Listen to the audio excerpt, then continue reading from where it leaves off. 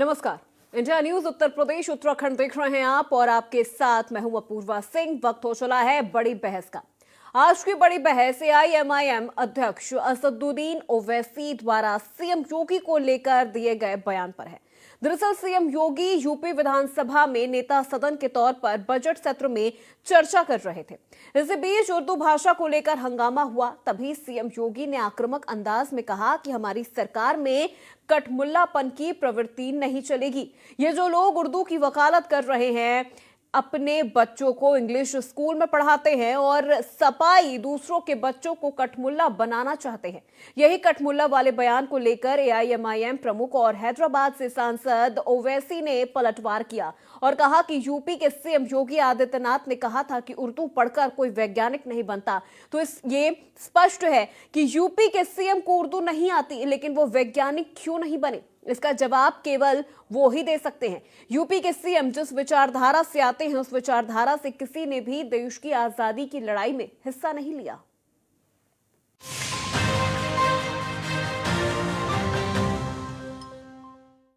उत्तर प्रदेश के chief minister ने assembly में ये कहा कि उर्दू पढ़ना कठमुल्लाओं की तरह मौलाना बनाना की बात है, साइंटिस्ट नहीं बनते। जाहिर है उत्तर प्रदेश के मुख्यमंत्री को तो उर्दू नहीं आती, मगर वो साइंटिस्ट क्यों नहीं बने, उसका जवाब वही दे सकते हैं। अब उत्तर प्रदेश के मुख्यमंत्री के जो बुजुर्ग थे या जिस आइडियोलॉजी से वो आती हैं, उनके किसी भी शख्स ने इस मुल्क की आजादी में हिस्सा नहीं लिया। गोरखपुर से रघुपति साहेब फराख भी आते हैं। फराख गोरखपुरी उर्दू का एक बहुत बड़ा शायर था, मुसलमान नहीं था। अगर शायद असेंबली में कोई उठ के बोल देता मुख्यमंत्री को, तो मुख्यमंत्री बोलते नहीं नहीं उन्हें भी कठमुल्ला। तो ये इनके ये इंटेलेक्चुअल। तो सुना आपने एआईएमआईएम अध्यक्ष ओवैसी। अब आपको सुनाते हैं वो बयान जिसे लेकर सियासी पारा हाई हो गया है। बड़ी विचित्र सी स्थिति है।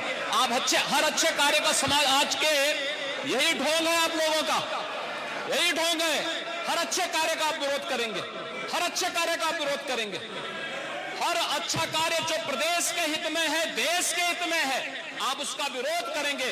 और मुझे लगता है इस प्रकार के विरोध की निंदा होनी चाहिए और हम इसका समर्थन करते हैं जो उत्तर प्रदेश की बोलियों को सम्मान मिल रहा है। मैं आपका धन्यवाद करूंगा और विधानसभा सचिवालय को इस बात के लिए धन्यवाद दूंगा। कल हम लोगों ने यहाँ पे इसका शुभारंभ किया, समाजवादी पार्टी ने उसका विरोध किया है और मुझे लगता है कि प्रोसीडिंग का हिस्सा होना चाहिए। इनको समाज के सामने एक्सपोज करना चाहिए। अपने बच्चों को ये लोग पढ़ाएंगे इंग्लिश स्कूलों में और दूसरे के बच्चे के लिए अगर वो सुविधा सरकार देना चाहते हो, कहते नहीं उर्दू पढ़ाओ इसको, यानी उसको मौलवी बनाना चाहते हैं, कठमुल्ला पर की ओर इसको ले जाना चाहते हैं। ये नहीं चल सकता है। समाजवादी पार्टी की भावना है उनके प्रति, लेकिन हमारी दुर्भावना नहीं है। हम तो परंपरागत मुल्ला और मौलवी बनाने की बजाय हम वैज्ञानिक बनाना चाहते हैं। एपीजे अब्दुल कलाम बने, तो वैज्ञानिक बने। स्कूलों में फ्री एजुकेशन की व्यवस्था की जा रही है, आधुनिकीकरण किया जा रहा है। ये डबल इंजन की सरकार पैसा उपलब्ध करवा रही है, लेकिन कठमुल्लापन की संस्कृति नहीं चली।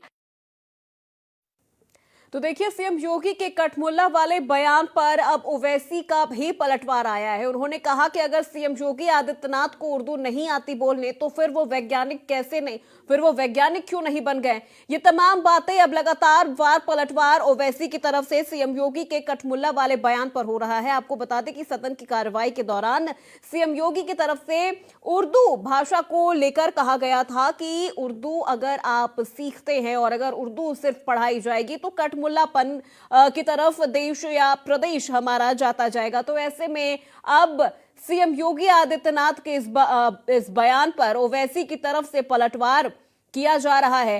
वो कह रहे हैं कि यहां पर अगर कठमुल्लापन शब्द का इस्तेमाल किया जा रहा है, ये कहा जा रहा है कि अगर उर्दू पढ़ते हैं तो वैज्ञानिक नहीं बनते।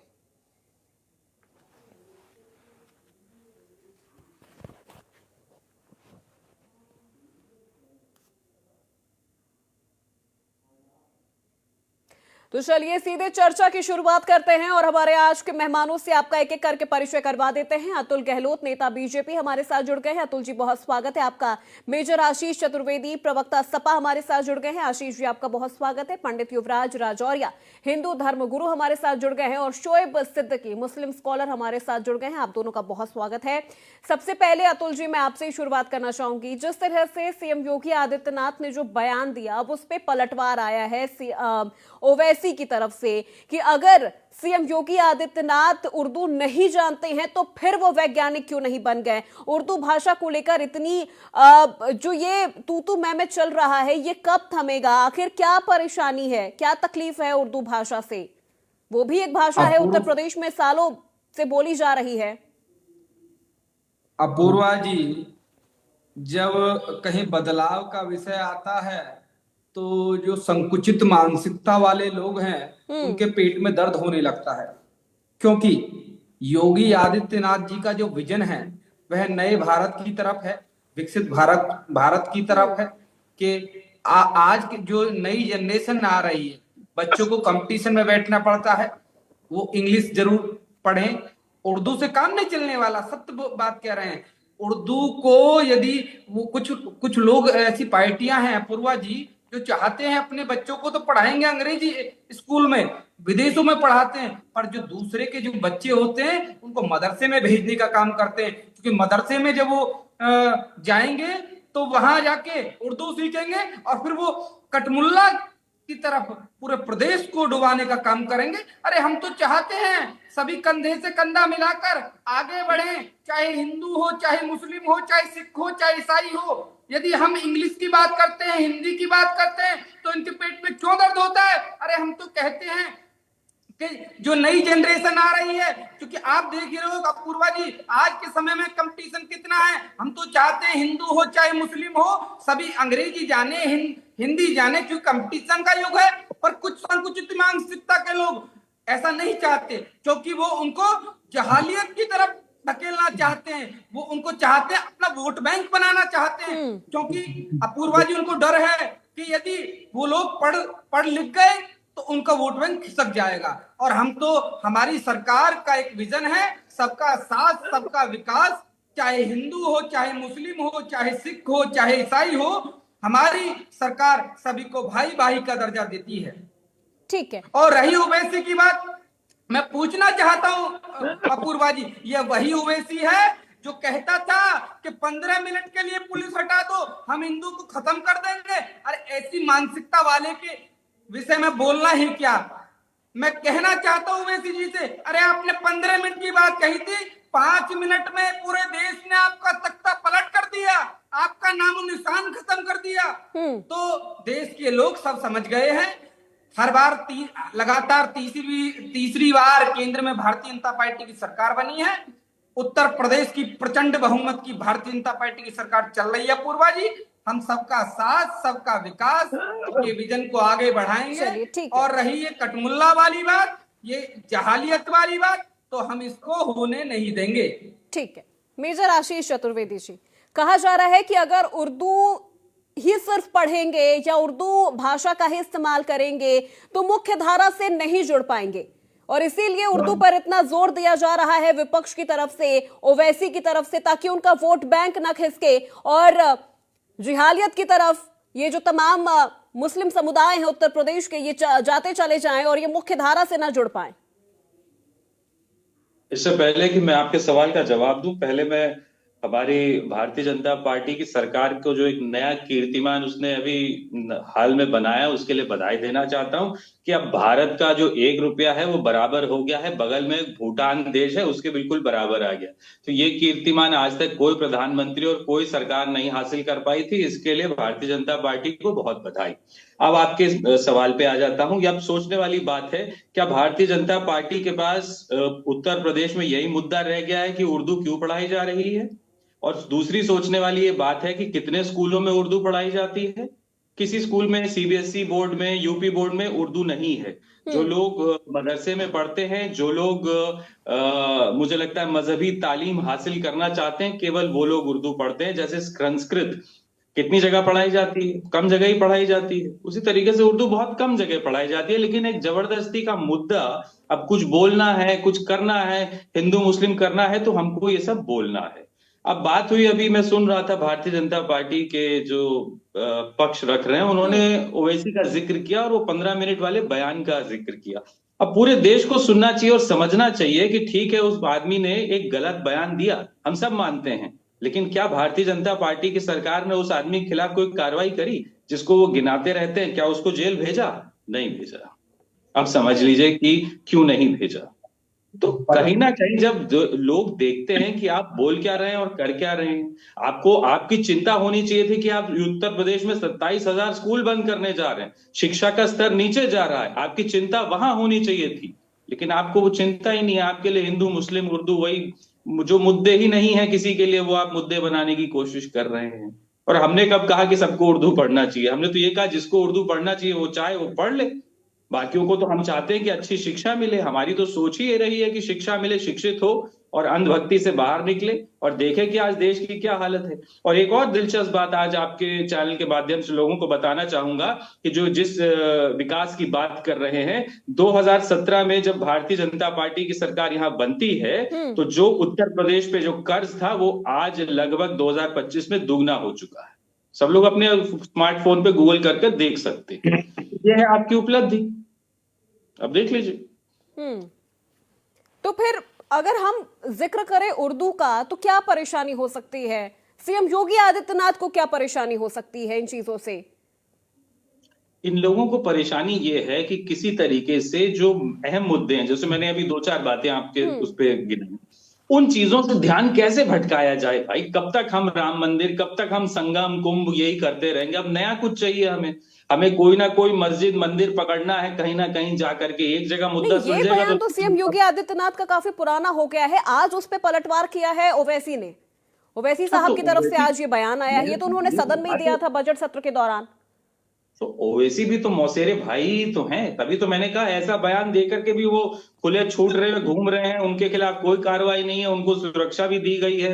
अमित शाह जी बहुत चिंतित भी थे, मैंने ऐसा गूगल में पढ़ा, जो प्रोसीडिंग्स लोकसभा की आई थी उसमें लिखा हुआ था कि बहुत बार अमित शाह जी ने जो है वो ओवैसी साहब से जिक्र किया कि भाई आप सुरक्षा लें, वो सुरक्षा क्यों नहीं ले रहे हैं। तो जब भाई एक दूसरे के इतने हिमायती हैं तो फिर ऐसी बातें एक दूसरे के लिए तो करेंगे, और क्या। ठीक है, शोएब सिद्दीकी साहब, क्या परेशानी हो सकती है सीएम योगी आदित्यनाथ को अगर उर्दू भाषा का इस्तेमाल किया जा रहा है? उनका कहना है कि मुख्य धारा से जुड़ना है तो हिंदी और अंग्रेजी शब्दों का इस्तेमाल किया जाए, जो स्थानीय भाषा है, स्थानीय बोली है, उनका प्रचार ज्यादा किया जाए, ना कि उर्दू का।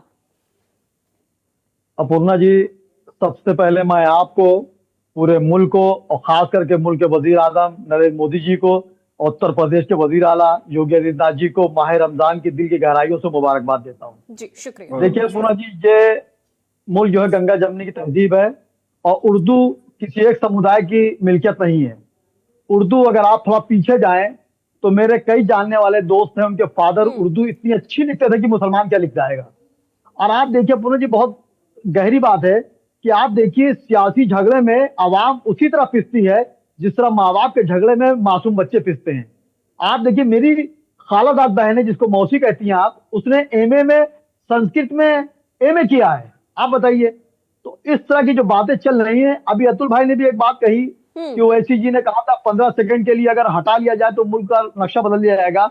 इस सब बातों से मुल्क भटकने की तरफ जाता है। और मैं अतुल भाई को ये भी बता दूं, मेरे बड़े भाई हैं, मैं कुछ सीखने के बैठा हूं, कि वहीं पर एक सांसद थी जो लड़ रही प्रत्याशी, उन्होंने पटवार योगी उन पे क्या तो वैसी पे कि 15 मिनट छोड़िए, 15 सेकंड छोड़ दिए तो मैं बता दूंगी हिंदुस्तान में हिंदू का वर्चस्व क्या है। तो इस तरह की बातें कह के मुल्क को आप बांटने की कोशिश मत करें।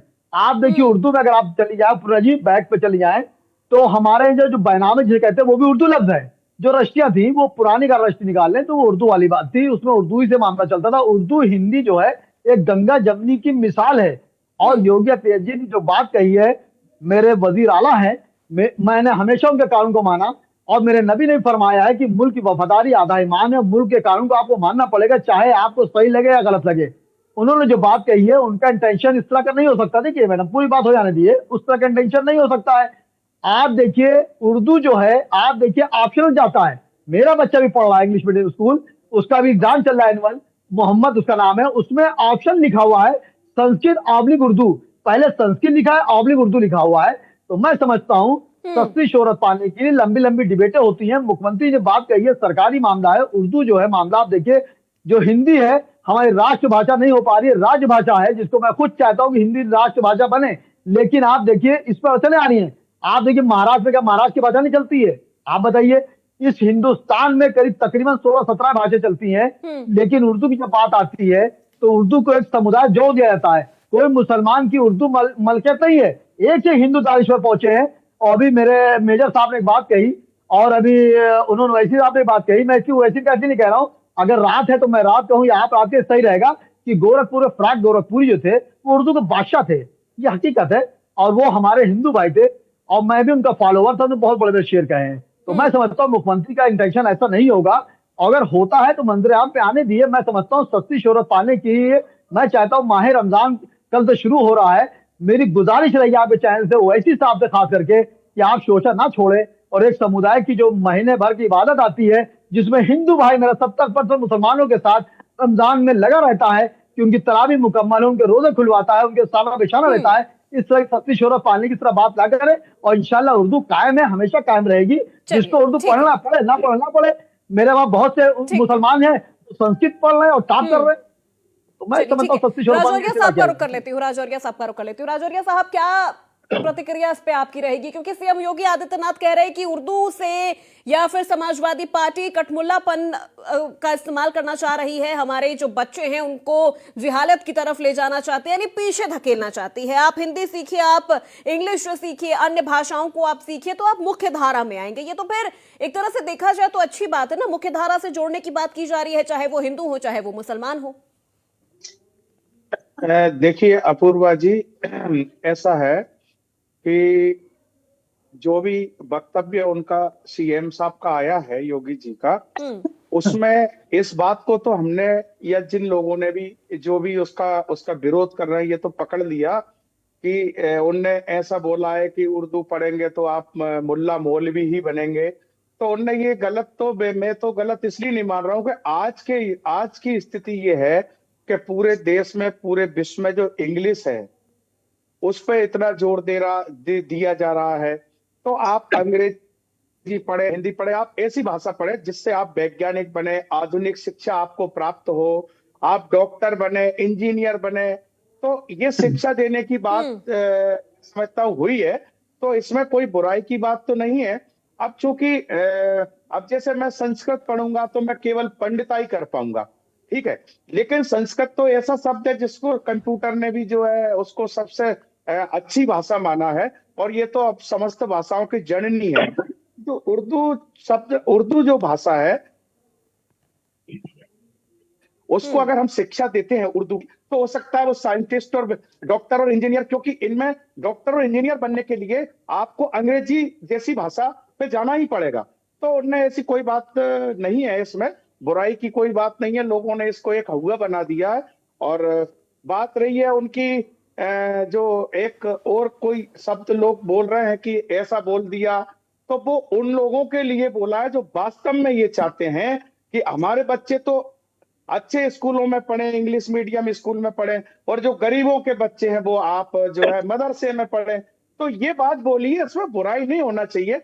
हाँ, उन लोगों को जरूर बुरा लग रहा होगा जिनके बच्चे जो है इंग्लिश मीडियम में पढ़ते हैं और गरीबों के वहां पढ़ते हैं। तो इसमें कोई बुराई की बात नहीं है। ये तो उनने शिक्षा का प्रचार प्रसार करने के लिए और आधुनिक शिक्षा समाज में देने के लिए सभी वर्णों में, चाहे हिंदू हो चाहे मुसलमान हो, सभी वर्णों के लिए देने के लिए बात बोली। इसमें कोई बुराई नहीं मानना चाहिए। चलिए ठीक है। अतुल साहब जी, योगी कहते हैं उर्दू बोलने वाले कठमुल्ला है, और इस शब्द को लेकर ही पूरा बवाल मचा हुआ है।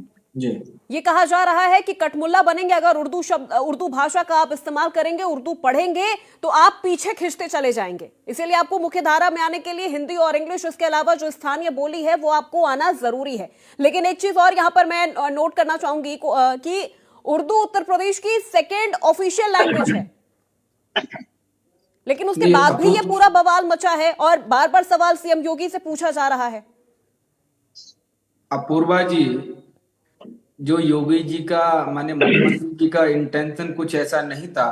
कुछ लोगों में वो बात को तोड़ मरोड़ कर प्रस्तुत किया है। हमारी सरकार जो नई जो जनरेशन है उसको एक सभी जो नई जनरेशन है वो इंग्लिश भी सीखे, हिंदी भी सीखे, कंपटीशन में बैठे और कंपटीशन पार करे। हमारी मानसिकता सबका साथ सबका विकास है पूर्वा जी, कोई हमारी ऐसी कोई मानसिकता नहीं है। और किन लोगों के पेट में दर्द हो रहा है, उन लोगों को पेट में दर्द जी।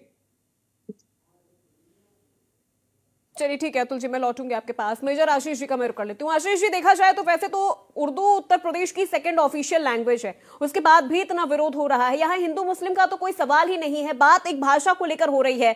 और जो विरोध कर रहे हैं उनके बच्चे खुद अंग्रेजी मीडियम स्कूल में पढ़ रहे हैं, वो तो मुझे लगता है कि बहुत मुश्किल से उर्दू भाषा सीख रहे होंगे या पढ़ रहे होंगे, या आगे मदरसे में पढ़े होंगे, लेकिन अब कंटिन्यू तो नहीं कर रहे होंगे।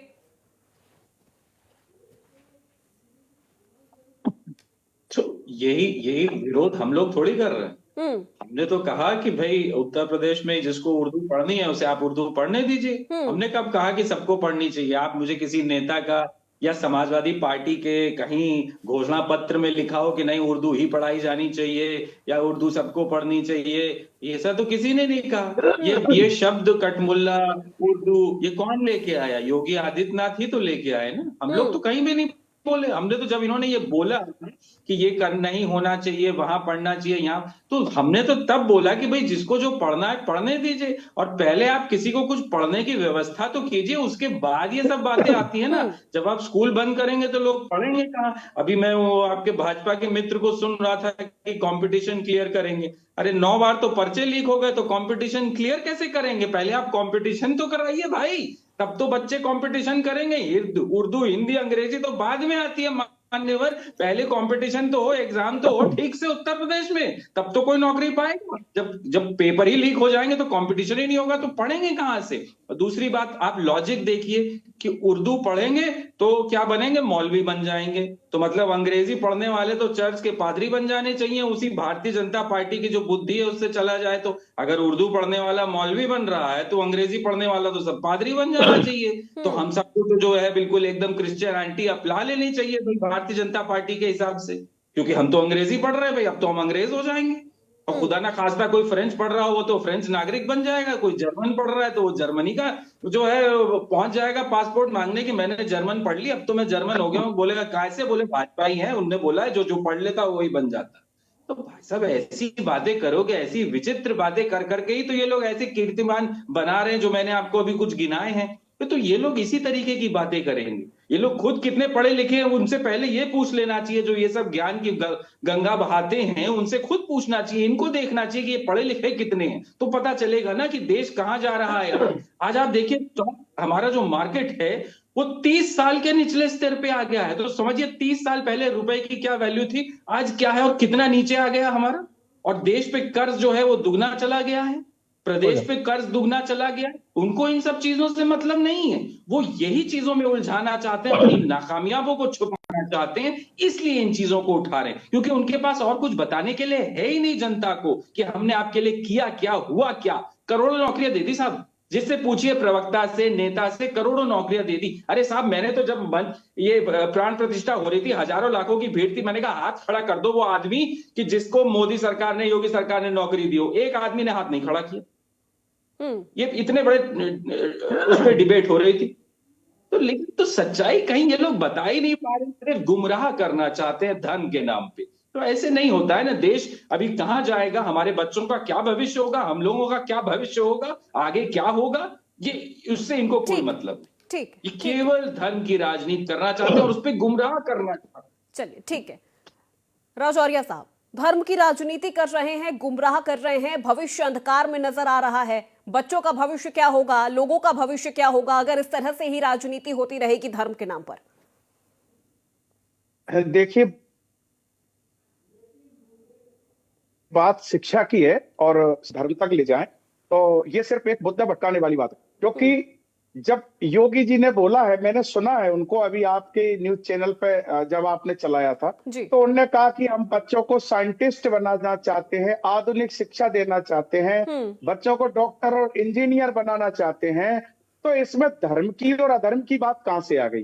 ये तो सभी धर्मों के बच्चे पढ़ते हैं, हिंदू भी पढ़ते हैं, मुस्लिम भी पढ़ते हैं। तो अगर मुस्लिम भी कोई वैज्ञानिक बनेगा, डॉक्टर बनेगा, हिंदू भी बनेगा, तो ये अंग्रेजी, हिंदी जो कुछ ऐसी भाषा है, इंग्लिश तो पूरे विश्व में, आप केवल मैं हिंदी जानता हूं और मैं कई देशों में मेरे जाने का अवसर भी मिला, मुझे बड़ी समस्या आती है क्योंकि मैं इंग्लिश नहीं जानता।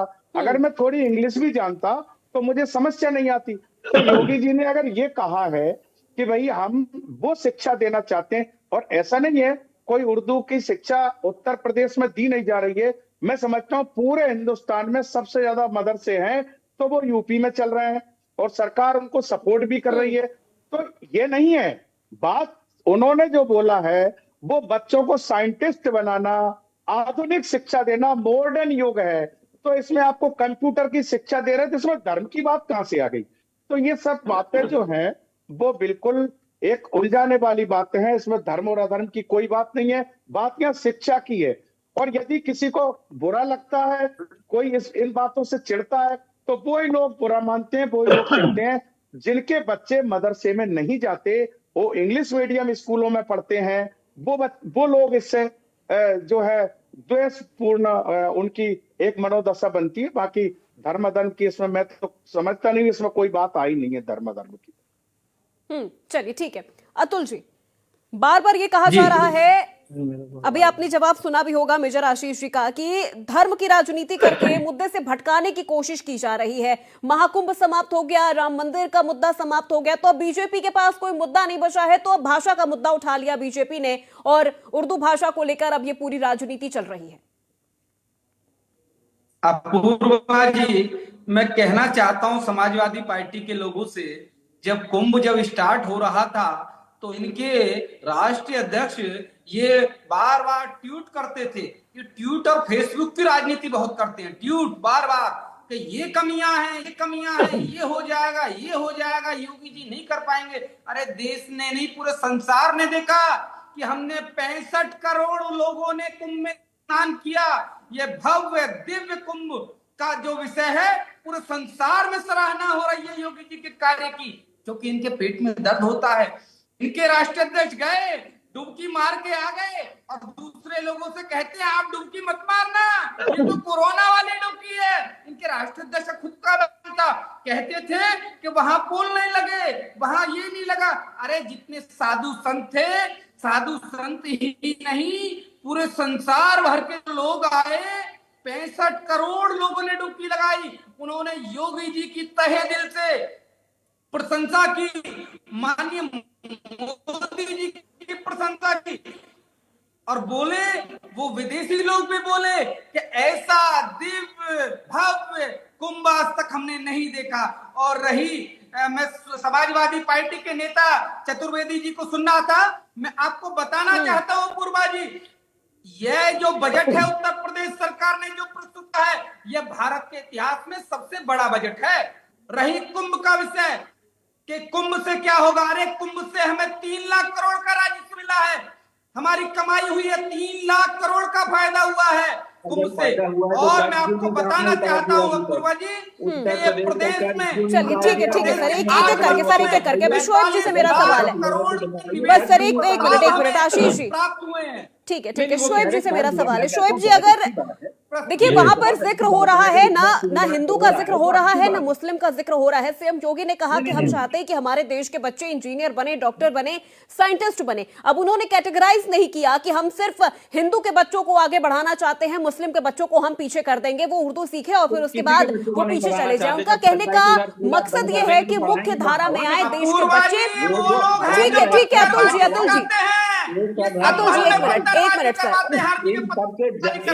एक मिनट सवाल अभी शोएब जी से है मेरा, मैं आपके पास आऊंगी, एक एक करके मैं सबकी प्रतिक्रियाएं लूंगी। अभी शोएब जी से सवाल है मेरा, शोएब जी, जब सीएम योगी ये कह रहे हैं, ये सोच रहे हैं, तो फिर इसमें ओवैसी साहब की तरफ से जो चीजें बोली जा रही हैं, जो पलटवार किया जा रहा है, इसका क्या सेंस होता है, इसका क्या मतलब हम निकाला जाए? सीएम योगी कह रहे हैं कि हम चाहते हैं कि हमारे देश के बच्चे, अब देश के बच्चों में तो सर हिंदू भी आ गए, मुस्लिम भी आ गए, सिख ईसाई सब आ गए। देखिए अपूर्णा जी, यही तो मैं भी कहना चाह रहा हूं कि हमारे जो मुख्यमंत्री हैं, उन्होंने कोई समुदाय का नाम नहीं लिया, उन्होंने एक बात करी, और इस मुल्क में आप यकीन जानिए, यूपी में मैंने आपसे बार बार कहा कि कितने मुसलमान हैं जो संस्कृत में टॉप किए हैं और कितने हिंदू भाई हैं जो उर्दू में टॉप किए हुए हैं। आप बताइए, जहां तक मदरसों की बात आ रही है तो आप बताइए, मदरसों में आप यूपी में, जैसे भाई साहब ने बताया यूपी में 70 मदरसे, बिल्कुल सही है। यूपी में मदरसे में पूर्व राष्ट्रपति अब्दुल कलाम साहब जैसे तालिब इल्म थे, वहां से निकले थे। तो इस तरह की बातें ना करी जाए। आप देखिए, इस वक्त जो दौर चल रहा है उसमें कोई भी समुदाय का लोग हो, वो अपने बच्चों को इंग्लिश की तरफ रुजू कर रहे हैं। और इंग्लिश अगर आप देख लें तो आपके यहाँ वेस्टर्न कल्चर हो गया है। तो उर्दू है या संस्कृत है, इस पे जो इस वक्त के वालिदैन हैं वो कम ध्यान दे रहे हैं कि नहीं, बच्चे को आगे पढ़ना, कंपटीशन बहुत टफ हो चुका है। तो इस तरह ओवैसी जी ने, जाहिर सी बात है, एक वोट बैंक की जो राजनीति होती है, अगर आप बीजेपी को जैसे लोग कहते हैं कि मुसलमान के अगेंस्ट रहती है, हिंदू मुस्लिम वाला मामला रहता है, तो उधर ओवैसी साहब सोचते हैं उसको भुना लिया जाए कि मुसलमान में तरफ आ जाए। तो मैंने वही कहा कि इन लोग के आपसी झगड़े में आम आवाम पिस जाती है। और पूर्णा जी, चाहे कोई समुदाय हो या कोई पार्टी हो, उसमें चंद लोग होते हैं जो अपनी रोटियां सेकने के लिए मंदिर आम पे आने के लिए शोर छोड़ देते हैं, और आम हिंदुस्तानी को, चाहे वो किसी मजहब का, भुगतना पड़ता है। अब आप देखिए, उर्दू जहां तक बात है, खुदा का शुक्र है मुझे खुद उर्दू आती है, मैं अपने आर्टिकल लिखता हूँ। और एक सेकंड, पूरी बात देखिए, आपके चैनल से कोई बात जाती है तो मैं समझता हूँ ऑल इंडिया जाती है। मैं हमेशा आपके चैनल में कोशिश करता हूँ कि एक अच्छा पैगाम जाए, गंगा जमनी मिसाल जाए, हटने के बाद बवाल ना हो। मैं खुद, खुदा का शुक्र है, मैं उर्दू, मेरे को डिग्री तो मेरे पास नहीं है, लेकिन मैं उर्दू में आर्टिकल लिखता हूँ। और दैनिक जागरण जो अखबार जिसको लोग कहते हैं हिंदुत्व का अखबार है, वहां से इनकलाब निकलता है उर्दू का, जहां आपका छोटे भाई का आर्टिकल निकलता। अभी मेरे वालिद की बरसी थी 18 फरवरी को, मेरे आर्टिकल उर्दू में छपे, तो क्या मैं इंग्लिश भूल जाता हूं? ऐसा कुछ नहीं है। आप देखिए, उर्दू और संस्कृत ये गंगा जमनी की तहजीब है। मुख्यमंत्री का इंटेंशन इस तरह का नहीं था। हम आप सस्ती शोहरत पाने के लिए टारगेट पे लेते हैं। आपने बिल्कुल सही कहा, यहाँ पर यूपी में खास करके उर्दू सेकंड नंबर पे आती है। मुलायम सिंह जब हमारे वहां मुख्यमंत्री थे, उन्होंने उर्दू की टीचिंग की निकाला था, और आज मैं समझता हूँ हजारों लोग टीचर हैं, उसमें मेरे हिंदू भाई भी हैं, और आज हिंदू भाई उर्दू पढ़ भी रहे हैं। तो इस तरह की सस्ती शोहरत पाने के लिए मुल्क के बंटवारा या मुल्क में हिंदू मुस्लिम वाली बात ना फीलिंग की जाए। मुख्यमंत्री ने जो बात कही है उस पर वैसी को मैं समझता हूँ सस्ती शोहरत पाने की तरह बयान ना देना चाहिए। जो मामला इस वक्त आप चल रहे, देखिए, आप देखिए मैडम, एक मिनट आप मुकम्मल कर लूं। और पुनः जी, आप देखिए, इस वक्त हिंदुस्तान में जो मामला चल रहा है, कोई भी मामला अगर होता है तो आप देखिए मुसलमान समुदाय को टारगेट ले लिया जाता है। आप बताइए, मेरे छोटा भाई है चंदन वर्मा, रात दिन हम लोग एक दूसरे की जान देते हैं, कहाँ इस तरह के लोग आप बढ़ावा ले आएंगे?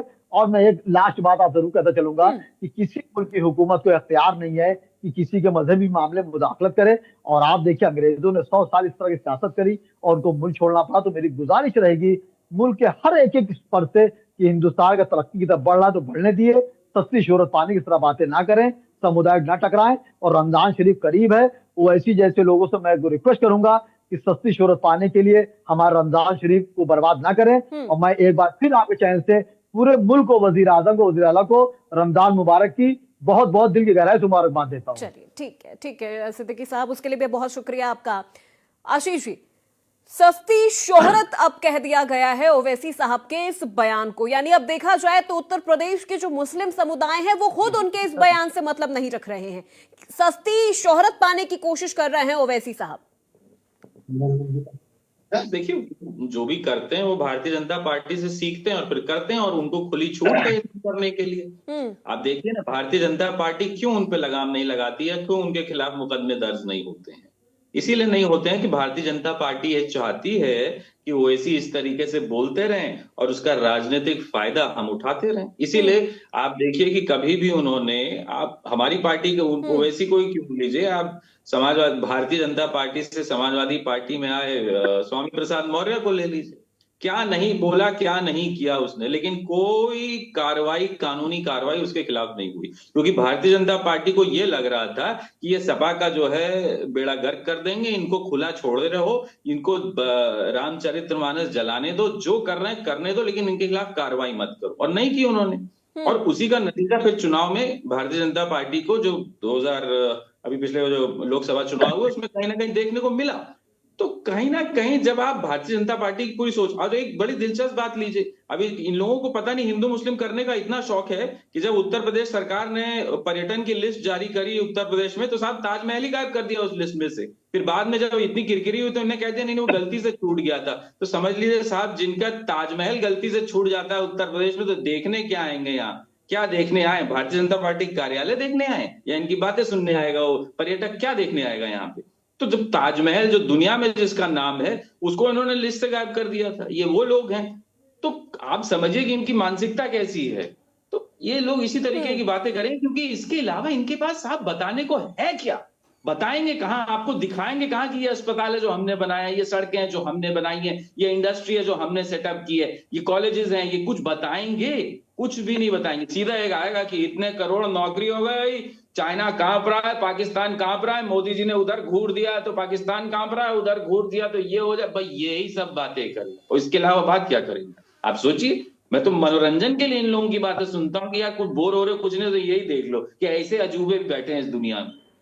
ठीक है यही अतुल जी, अपूर्व जी, बीजेपी की बी टीम की तरह काम कर रही है क्या ओवैसी साहब की टीम? सस्ती लोकप्रियता पाने के लिए वो इस तरह का बयान कर रहे हैं, बयान दे रहे हैं, लेकिन बीजेपी उनके खिलाफ कोई कार्रवाई नहीं कर रही है। अपूर्वा जी, ऐसा कुछ विषय नहीं है। जो विपक्षी पार्टी है वो अपने जो गलतियां हुआ उसको छुपाने के चक्कर में भारतीय जनता पार्टी पे बेबुनियाद आरोप लगाने का काम। लेकिन आशीष साहब उत्तर प्रदेश में ऐसे देखा जाए तो समाजवादी पार्टी खुद मुस्लिम जो वोटर है उनकी पैरोकार बनी हुई है, तो ऐसे में ओवैसी साहब को बोलने की जरूरत कहाँ आ पड़ी? इंडिया गठबंधन में ओवैसी भी कभी इंडिया गठबंधन में आता था। ये लोग वही है, मोदी में भाई है, बिल्कुल सगे भाई हैं ओवैसी और नहीं, लेकिन ऐसे कहने को तो देखा जाए। एक मिनट अतुल जी, ऐसे देखा जाए आशीष जी तो ये भी कहा जाता है कि समाजवादी पार्टी खुद उत्तर प्रदेश में मुस्लिम समुदाय की पैरोकार है, लेकिन मुस्लिम समुदाय खुद ओवैसी साहब के बयान से ताल्लुक नहीं रख रहा है। ओवैसी को सुरक्षा ये देते हैं, ओवैसी को बढ़ावा ये देते हैं, उसकी फंडिंग ये भाजपा करती है, पैसा देते हैं ओवैसी को, यही तो देते हैं। तो फिर उनके पक्ष में बोलना चाहिए था ना, ओवैसी साहब को तो पक्ष में बोलना चाहिए था, वो फिर पक्ष में क्यों बोलने लग गए? ओवैसी के खिलाफ भारतीय जनता पार्टी कार्रवाई क्यों नहीं कर रही है? या हमारे स्वामी प्रसाद मौर्य था उसके खिलाफ कोई कार्रवाई? जवाब ले लेते हैं अतुल जी से। ठीक है अतुल जी जवाब दीजिए। कमल गट्टा बता दे, कोई कमल गट्टा ये बता दे, चाहे गोरखपुरिया हो या गुजराती, कि स्वामी प्रसाद मौर्य के खिलाफ कोई कार्रवाई नहीं है, ओवैसी के खिलाफ कोई कार्रवाई नहीं। कोई कमल गट्टा, मैं आपके चैनल पे बोल रहा हूं, कोई कमल गट्टे की औकात नहीं है जो बता देगा। किसी कमल गट्टे की औकात नहीं है जो बता देगा। औकात नहीं है किसी कमल गट्टे की। वो कमल गट्टा इधर उधर की बातें करता रहेगा, ये बोलने की औकात नहीं है। ये तो इनकी खुशकिस्मती है कि मैं सदन में नहीं हूँ, नहीं तो वहां से भी खदेड़ देता इनको, वहीं से दौड़ा लेता तुमको। इधर उधर करते रहते हो ना, जितना उल जुलूल करते रहते हो। जनता ने आपको जवाब दे दिया है। 2027 में दबाया है। अयोध्या में क्या हुआ? अयोध्या में क्या हुआ? भाग रहा होता, सदन छोड़ के भाग रहा होता, सदन छोड़ के भाग रहा होता। मैं बता रहा हूँ, सदन छोड़ के गोलियां चलवाने वाले लोग आज नारा पकड़ के भाग रहा होता, नारा पकड़ के भागता, ऐसे नहीं भागता, नारा पकड़ रहता। बस सर एक मिनट सर, देखिए ठीक है आपस में आप झगड़ा करेंगे तो मेरे लिए मुश्किल हो जाएगा सर, आपस में झगड़ा करेंगे तो मेरे लिए मुश्किल हो जाएगा। एक एक करके मैं सबसे सवाल पूछ रही हूँ, एक एक करके जवाब दीजिए सर, हेल्दी डिबेट रखिए। ठीक है, राजौरिया साहब से मेरा सवाल है, चलिए ठीक है, राजौरिया साहब से मेरा सवाल है। ओवैसी क्यों मिलने गए थे मोदी से? अरे सर रुक जाइए आशीष जी, एक सेकंड आशीष जी, अतुल जी, ओवैसी की फंडिंग क्यों करते हो? पैसा क्यों देते हो ओवैसी को? ओवैसी को क्यों पैसा देते हो? बताओ ना, कौन ढूंढ रही है? ओवैसी के खिलाफ कोई FIR करी? किसी नहीं करी। आप क्यों गोरखपुर वाले मुख्यमंत्री के खिलाफ? चलिए ठीक है सर, ठीक है, हम बात करेंगे इस टॉपिक पे भी, हम बात करेंगे, लेकिन अभी हमारे साथ राजौरिया साहब भी हैं, उनसे भी मुझे सवाल लेना है सर, उनसे भी मुझे सवाल लेना है। राजौरिया साहब, ओवैसी साहब ने कहा है कि जिस विचारधारा से सीएम योगी आदित्यनाथ आते हैं उस विचारधारा का देश की आजादी में कोई योगदान नहीं है। मैं आपसे जानना चाहूंगी, क्या साधु संतों का कोई योगदान नहीं था देश की आजादी में? देखिए, देश की आजादी की तो बात बहुत पीछे से आई है। साधु संतों का तो पूरे विश्व, हमारा जो मूल आधार है वो क्या है? विश्व संपूर्ण विश्व को अपना कुटुंब मानते हैं, वसुदेव कुटुंबकम की जो भावना है ये संतों की ही है।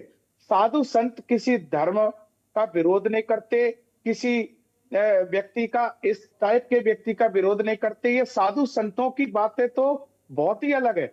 देश को आजाद कराने में साधु संतों का योगदान नहीं है। साधु संत अपनी जो तप के माध्यम से, अपनी शिक्षा के माध्यम से, अपनी विद्या के माध्यम से, जो जितने भी लोग पढ़े लिखे हैं, जिन लोगों ने भी वो किया, कहीं ना कहीं से तो उन्होंने सपोर्ट किया ही है। अभी जो इनकी राजनीतिक बातें हो रही है, हास्यास्पद बातें हैं, क्योंकि यहाँ कोई ऐसा मुद्दा है ही नहीं। बात सिर्फ शिक्षा की थी और शिक्षा की बात को लेकर के आप लोग, ठीक है, आप लोग राजनीतिज्ञ हैं, अपनी बातें करते हैं, बाकी ऐसा नहीं है। साधु संतों का भी अपनी जगह बहुत योगदान रहा है। हो सकता है ओवैसी जी को पता नहीं हो इन चीजों का, और उन्हें पता भी हो तो वो क्यों कहेंगे ये बात। कोई भी व्यक्ति अपनी बात कहेगा, अपने धर्म की या अपने मन की बात कहेगा, उनके ही धर्म के लोग उनका विरोध कर रहे हैं क्योंकि वो गलत बोले हैं। मैंने उनका वक्तव्य भी सुना है। आपको, हम तो ये कहते हैं कोई बुरा व्यक्ति भी कोई अच्छा काम करता है तो उसकी आप तारीफ कीजिए, उसका सपोर्ट कीजिए। अगर कोई मॉडर्न शिक्षा देने की बात कर रहा है, कोई आपको डॉक्टर, इंजीनियर और साइंटिस्ट बनाने की बात कर रहा है, तो कितनी अच्छी बात है। आप लोगों को तो सपोर्ट करना चाहिए इसमें। नहीं तो आप बताइए, साधु संतों का 27,000 स्कूल बंद हो रहे हैं तो शिक्षा कैसे देंगे? तो गूगल देखिए ना, 27,000 स्कूल बंद क्यों हो रहे हैं? आप देखिए, उन जो शासन की जो नीति है वो ये नीति नहीं है कि एक स्कूल में 3 बच्चे पढ़ रहे हैं और 3 मास्टर हैं, तो शासन उस स्कूल को बंद करके 3 बच्चों को नजदीक के स्कूल में शिफ्ट कर रही है और वो शिक्षक भी वहां शिफ्ट हो रहे हैं, इसलिए बंद। ऐसा नहीं है कि शिक्षा को शासन बंद करना चाहिए। जहाँ 3 बच्चे संबंध में ये चतुर्वेदी जी, देखिए ज्यादा दूर तो कोई मुझे मालूम है जो स्कूल बंद हो रहे हैं उनका कारण यही है कि वहाँ बच्चों की संख्या कम है। 3 शिक्षकों को जो वेतन दी जा रही है वाली बात है ना कि अब तक संख्या चल रही है, आप संख्या बढ़ा नहीं पा रहे हैं, इसीलिए तो बंद हो रहे हैं। अब तो सरकार को बढ़ाना चाहिए ना कि 3 बच्चे तो 30 बच्चे हो जाए। हमारी संख्या तो ये होनी चाहिए ना कि हम सबको संख्या हम बढ़ा, संख्या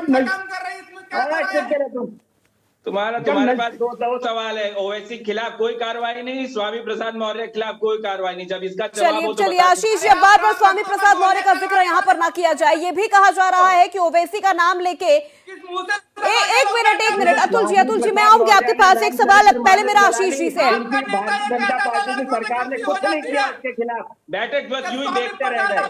ओवैसी ने कह दिया 15 मिनट पुलिस अदालतों में दिखा दूंगा, इनकी सरकार ने उसको सुरक्षा दे दी, उसके खिलाफ कार्रवाई क्या करेंगे? अब बताइए, बेहूदगी इससे ज्यादा बड़ी मिसाल मैं कहां से लाऊं आपके लिए? अब उसके लिए बड़ी मिसाल कहां से लाऊं? स्वामी प्रसाद मौर्य रामचरितमानस जला रहा था और इनकी सरकार चूड़ियां पहने बैठी देख रही थी। इससे तो हमारी सरकार क्या थोड़ा बोलिए, तुम्हारी सरकार ने क्या किया? चूड़ियां लेके बैठी हुई थी, चूड़ियां पहनी थी। हमें भी मालूम है कि तुम लोग ना नर हो ना नारी, तुम हो बीच के वो वाली बीमारी। अरे तो हमें अरे हमें मालूम है तुम्हारी बीमारी। अरे मैं तुम्हारे लिए एक नया नारा लाया हूँ यार, न नर हो ना नारी, तुम हो बीच की बीमारी। एक minute Ashish ji, personal attacks नहीं, पर्सनल कमेंट नहीं, ये चीजें नहीं। अब सीएम योगी आदित्यनाथ को टारगेट करने के लिए आप तमाम साधु संतों को टारगेट कर लेंगे, तमाम हिंदू धर्मों को टारगेट कर लेंगे, तो सर ऐसे तो नहीं चलेगा ना। तुम्हारा वही उदाहरण तुम पे सही बैठता है। ये पर्सनल अटैक नहीं आशीष, पर्सनल अटैक नहीं।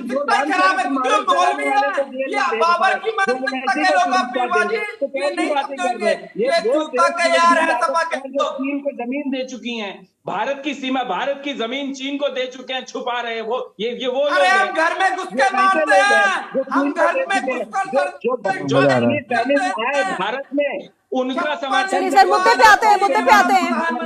मुद्दे पे आते हैं। बयान है चाइना का बयान, विदेश नीति पर हम चर्चा नहीं कर रहे सर, विदेश नीति पे हम चर्चा नहीं कर रहे हैं, मुद्दे पे आते हैं, उर्दू भाषा पर आते हैं।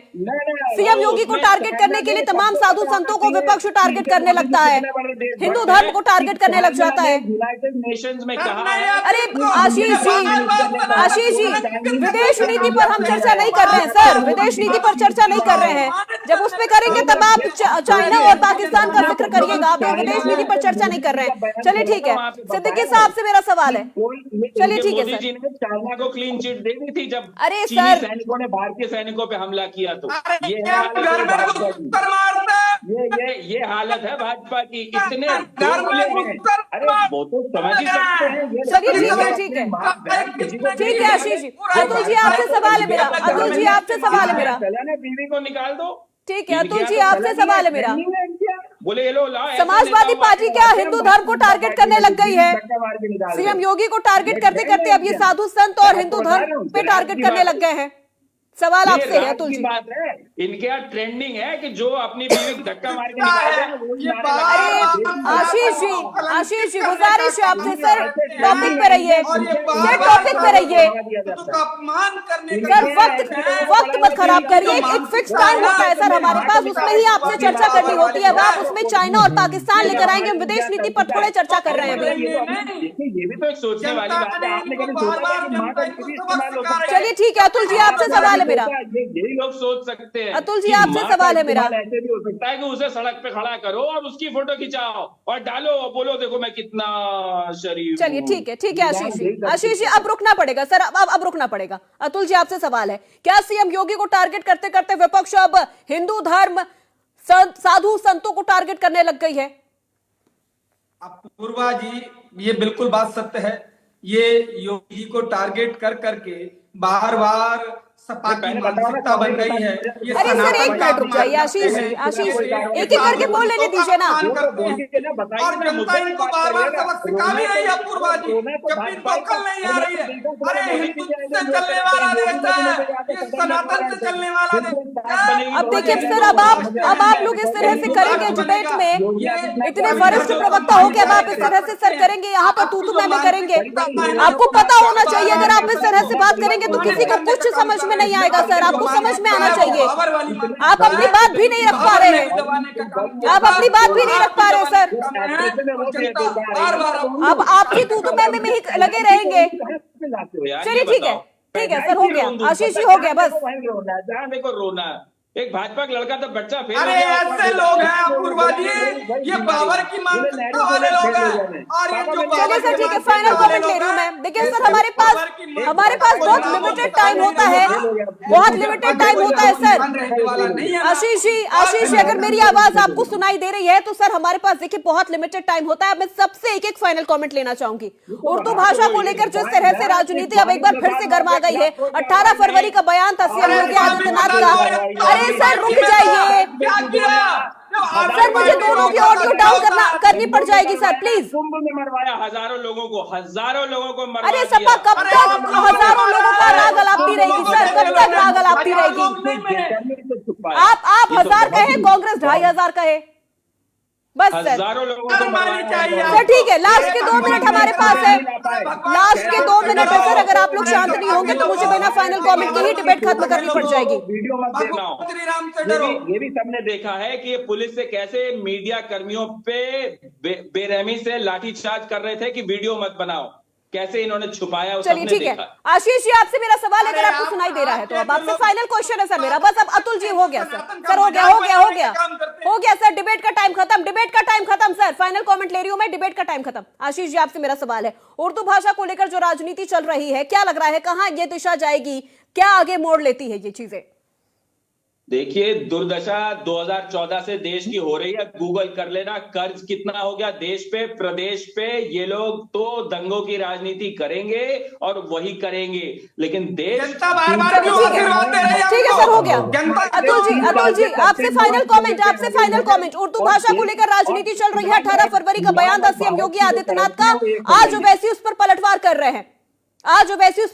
कर रहे हैं, कौन सा नया मोड़ लेगा ये पूरा मुद्दा?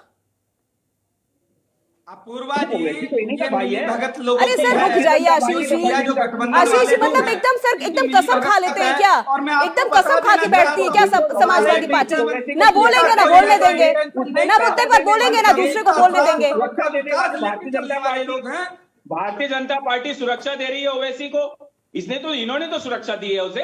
अरे तो सर मैं सवाल तो ले लूं उनसे, मैं उनसे सवाल तो ले लूं, मैं उनसे फाइनल कमेंट भी ना लूं सर? उसके खिलाफ कोई कार्रवाई भी नहीं करते। चलिए ठीक है अतुल जी, फाइनल कमेंट, कौन सा नया मोड़ लेगा? अपूर्वा जी, ये लोग वो हैं सर फाइनल कमेंट। सच्चाई को बार-बार दबाने का सर वक्त की बर्बादी कर रहे चाहे हैं। सनातन की सच्चाई हो, चाहे साधु संतों की सच्चाई हो, चाहे देश की सच्चाई हो, ये लोग चलिए ठीक है शोएब सिद्दीकी जी, शोएब सिद्दीकी जी क्या लग रहा है आगे कौन सा नया मोड़ लेगा ये पूरा मामला उर्दू भाषा और हिंदी भाषा को लेकर जो ये पूरी जंग छिड़ गई है? चलिए ठीक है Ashish ji, Atul ji, sir please request कर रही हूँ मैं आखिरी बार आप दोनों से बस सर। ठीक है शोएब सिद्दीकी साहब, कौन सा नया मोड़ लेगी ये राजनीति? देखिए अपूर्णा जी, जो आने वाले कल के मसाइल है, सोचिए कल से क्या मिलेगा किसी को जो कल गया। आपकी डिबेट बहुत अहम मौजू पे थे, उर्दू को लेकर मामला था जहाँ हिंदी संस्कृत भी जुड़ी हुई थी, लेकिन डिबेट बहुत दूसरे रुख चली आ रही थी। और जाहिर सी बात जो मौजूदा हुकूमत है या जो नहीं है वो चला करता, कोई ऐसी बात नहीं, हर हुकूमत में चलता है। आप देखिए यहाँ पे जो हजारों मदरसे यूपी में चल रहे हैं, उसके जो ऐड है वो मुख्यमंत्री जी दे रहे हैं, कुछ कमी बेशी हुई थी। और उर्दू टीचर को भी जो है तनख्वाह मिलनी, ऐसा कुछ नहीं है। मैं यहाँ पे कहना चाह रहा हूँ कि इस तरह की छोटी सस्ती शोहरत पाने के लिए इस तरह कदम न उठाएं। आप देखिए तमिलनाडु जैसे है, वहाँ हिंदी नहीं चलती, देखिए वक्त हमारे पास इतना ही है, वक्त की कमी है सर। जो है गंगा जमुनी तहजीब भी हमेशा काम ठीक है, गंगा जमुनी तहजीब के साथ हमें आगे बढ़ना है। राजौरिया साहब फाइनल कमेंट आपसे था, लेकिन चलिए वक्त की कमी हमारे पास है। और आज की बड़ी बहस में जिस तरह से हम चर्चा कर रहे थे कि हिंदी भाषा और उर्दू भाषा को लेकर जो ये पूरी जंग छिड़ गई है, आखिर ये कौन सा नया मोड़ लेगी, ये तो आने वाला वक्त ही बताएगा। फिलहाल आज बड़ी बहस में मेरे साथ बस इतना ही। प्रदेश की तमाम खबरों के लिए आप देखते रहिए इंडिया न्यूज उत्तर प्रदेश उत्तराखंड।